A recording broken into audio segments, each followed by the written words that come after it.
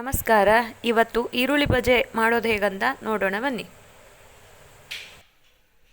ಈರುಳ್ಳಿ ಬಜೆ ಮಾಡಲಿಕ್ಕೆ ಏನೇನು ಐಟಮ್ ಬೇಕಾಗುತ್ತೆ ನೋಡೋಣ. ಫಸ್ಟು ಕಡಲೆ ಹಿಟ್ಟು 1 ಕಪ್, ಹಸಿಮೆಣಸಿನ್ಕಾಯಿ ಚಿಕ್ಕದು 1,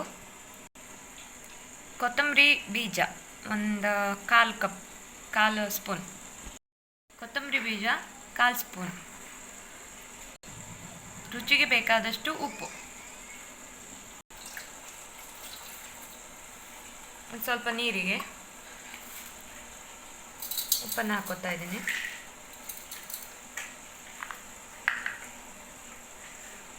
ಕಡಲೆ ಹಿಟ್ಟು,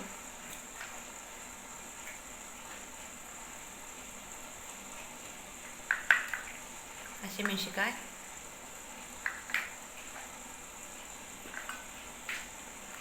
ಕೊತ್ತಂಬರಿ ಬೀಜ,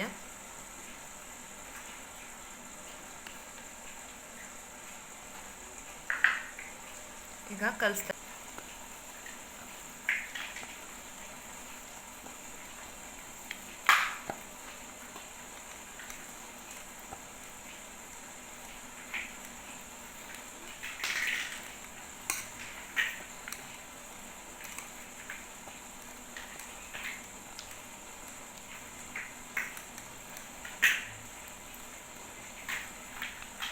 ಚೆನ್ನಾಗಿ ಒಂದು 5 ನಿಮಿಷ ಕಲಿಸ್ಬೇಕಾಗ್ತದೆ.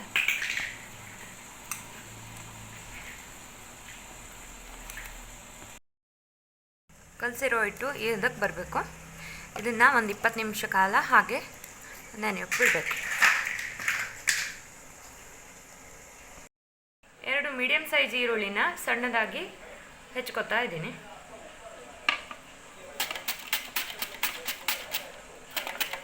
ನೀವು ಚಾಕುದಲ್ಲಿ ಬೇಕಾದರೆ ಚಿಕ್ಕದಾಗಿ ಸ್ಲೈಸ್ ಆಗಿ ಮಾಡ್ಕೋಬೋದು.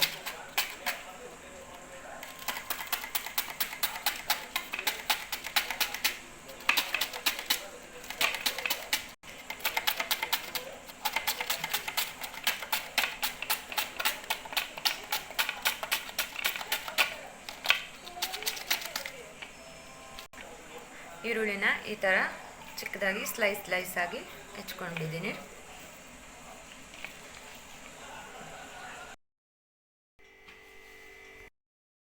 ಈಗ ರೆಡಿ ಆಗಿದೆ. ಇದಕ್ಕೆ ಈರುಳ್ಳಿನ ಹಾಕಿ ಕಲಿಸ್ಕೊತಾ ಇದ್ದೀನಿ.